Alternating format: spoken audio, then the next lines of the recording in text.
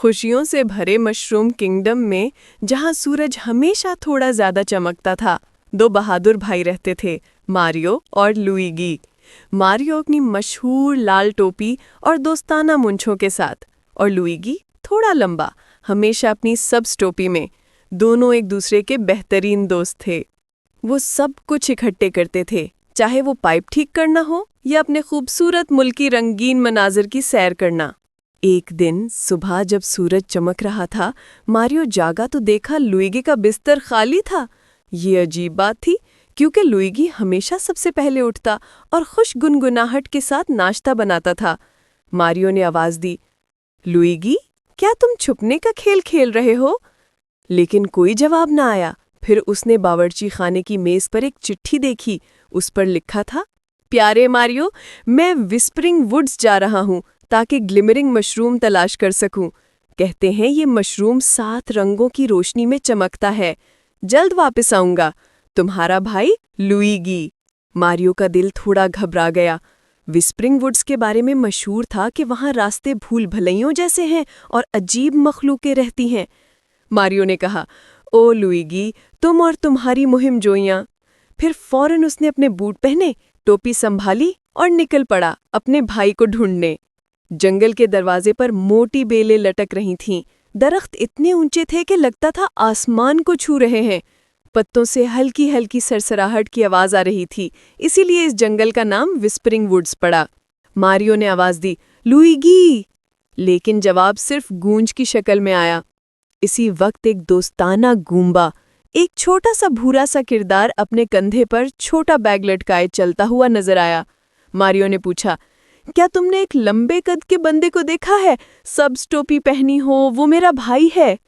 گومبا نے اپنی چھوٹی سی ٹانگ سے ایک راستے کی طرف اشارہ کیا۔ وہ اسی طرف گیا ہے، کہہ رہا تھا کہ گلمرنگ مشروم ڈھونڈنے جا رہا ہے، لیکن محتاط رہنا، راستہ بڑا گھومدار ہے۔ ماریو نے شکریہ ادا کیا اور چمکتے پھولوں والے راستے پر تیزی سے چل پڑا۔ جنگل بہت خوبصورت تھا، مگر تھوڑا ڈراونا بھی۔ وہ چھوٹی ندیاں بھلانگتا اور جھکی شاخوں کے نیچے سے گزرتا گیا۔ راستے میں اسے ایک شرمیلا کوپا ٹروپا ملا جو اپنی خشک شیل ڈھونڈ رہا تھا۔ ماریو نے مدد کی اور شیل جھاڑی سے نکال کر واپس دیا۔ کوپا خوش ہو کر بولا، میں نے تمہارے بھائی کو دیکھا تھا، وہ سامنے والی چمکتی غار کی طرف گیا ہے۔ آخر کار ماریو نے دیکھا ایک چمکتا ہوا رنگ برنگا نور جو ایک جھرنے کے پیچھے سے آ رہا تھا۔ وہ سمجھ گیا، یہی وہ جگہ ہے۔ وہ پانی کے پردے سے گزرا اور اندر ایک خوبصورت غار تھی۔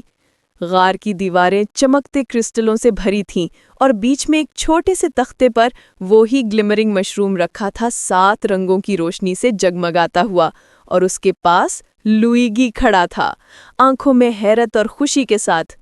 ماریو دوڑ کر آیا اور بولا، لوئیگی، میں کتنا فکر مند تھا، تمہیں اکیلے اس طرح نہیں آنا چاہیے تھا۔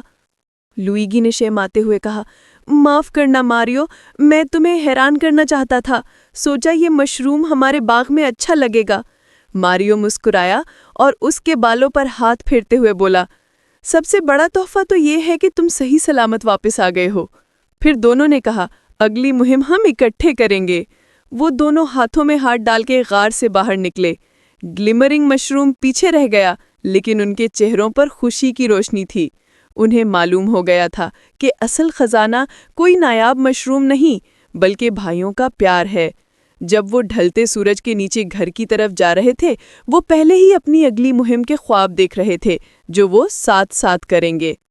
آخر میں، شکریہ دوستوں، اگر آپ کو یہ کہانی پسند آئی ہو تو لائک اور سبسکرائب ضرور کریں تاکہ آپ مزید دلچسپ کہانیاں سن سکیں۔ پھر ملتے ہیں ایک نئی مہم کے ساتھ مشروم کنگڈم کی دنیا میں۔